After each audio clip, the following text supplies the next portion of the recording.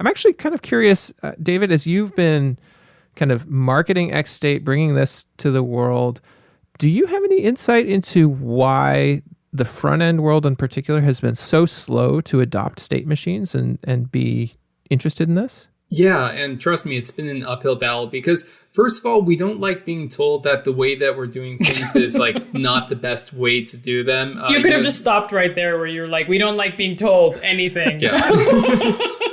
Right, yeah. It's amazing we even have people listening to this podcast, quite frankly. So Yeah, no, there's people who are like, no, you're being a thought leader, you're trying to introduce something new, et cetera, and what I'm doing works and is just fine. And so I'm over here trying to say, like, first of all, what we're doing is just a pale imitation of what we should be doing, which is, modeling these things as state machines, or at least some sort of events-driven architecture rather than trying to manipulate state directly. And notice, I didn't say mutate state directly because all of these state management libraries are like, okay, we're technically not allowed to like imperatively mutate states. So we're just going to give developers a really easy way to manipulate states. But it's still sort of the same problem. Like, all right, now you avoid the problem of having shared data access, but you're introducing a new problem of like, you don't know when things are going to change just because they could change from anywhere.